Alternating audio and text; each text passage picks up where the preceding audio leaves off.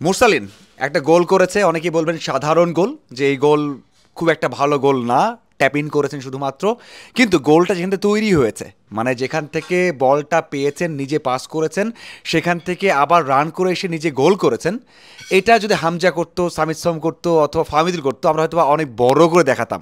স্বাভাবিক, তারাও বাংলাদেশের ফুটবলার এবং তারা বাংলাদেশ দলকে এগিয়ে নিয়ে যাচ্ছে। কিন্তু মুরসালিন, সাদ, তপু অথবা অন্য কেউ গোল করলে আমরা সেভাবে আলোচনা করি না। এই যে এখন হয়তো আলোচনা হচ্ছে না, আমরা আলোচনা করছি যে হামজা ভালো করেছেন, আমরা আলোচনা করছি যে অন্যরা ভালো করেছেন, কিন্তু মুরসালিন আমার মনে হয় এই ম্যাচের সবচেয়ে বড় প্লেয়ার।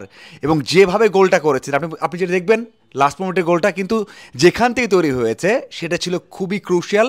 এবং এইভাবে গোল করা আমরা রোনালদো অথবা যারা ফাস্টেস্ট প্লেয়ার এমবাপে, হারল্যান্ড অথবা রোনালদো তারা করেন।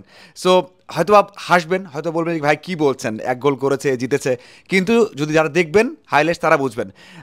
আমার পাশে তো সেই ভাইটা রয়েছেন, খেলা দেখেছেন, আমরা একসাথে খেলা দেখেছি।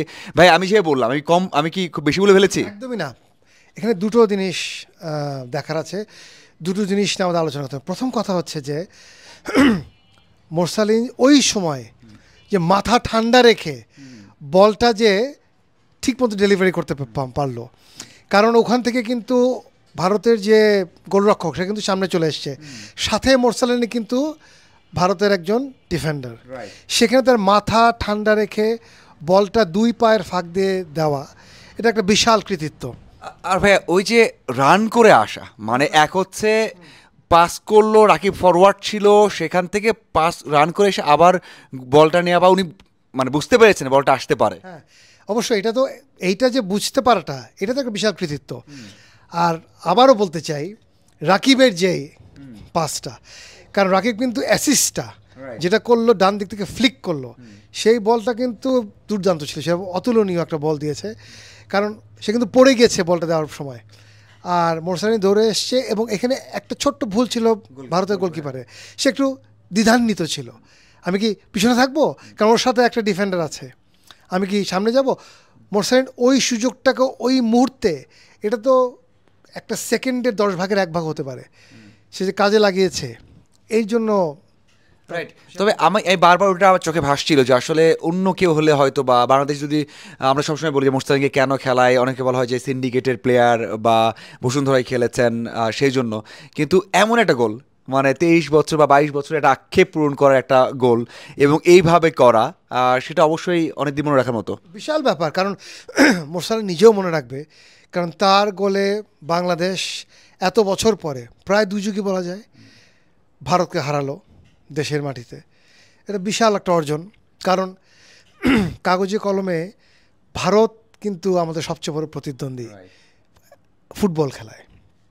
এবং সাম্প্রতিক সময় অনেক ঘটনা, আমরা ফুটবল দেখি, ক্রিকেট দেখি, যেখানে যে খেলা হোক, বাংলাদেশ ভারত ম্যাচ মানেই আলাদা প্রতিদ্বন্দ্বিতা এবং আলাদা একটা উন্মাদনা কাজ করে, সাথে হচ্ছে সেই ম্যাচে গোল করেছেন। তো বিশাল ব্যাপার, এটা তো ওর জীবনের একটা শ্রেষ্ঠ গোলের মধ্যে একটি হবে। আগেও সে মালদ্বীপের সাথে গোল করেছে, খুব সুন্দর দর্শনীয় গোল, তবে এইটা তো তার মনে রাখার মতো, এবং এই গোল দেশবাসী সবাই মনে রাখবে, কারণ ভারতের সাথে দেশের মাটিতে বিজয় আজকে সবাই চাচ্ছিলই, সবারই আশা ছিল যে বহুদিন পর দেশের মাটিতে ভারতকে বাংলাদেশ হারাবে, এবং ঠিক সেটাই বাংলাদেশ পেরেছে। মানে এটা হচ্ছে সোনায় সোহাগা। রাইট রাইট রাইট এই গোল নিয়ে কথা বলতে চাচ্ছিলাম। আমার মনে হয় মুরসালিন একটু এই গোলের জন্য আমরা প্রশংসা করতেই পারি, এবং যেভাবে এক্সিকিউট করেছেন এটা অবশ্যই প্রশংসার দাবিদার। আশা করি এই পারফরমেন্স ধরে রাখবেন, এবং যারা আমরা বলি যে আসলে দেশিরা পারেন না বা দেশিরা খেলেছেন, তারা হয়তো আরও বেশি উৎসাহ দিব, কারণ আমাদের অবশ্যই তাদেরকে সাথে দরকার আছে, সব প্রবাসী ফুটবলার পাবো না।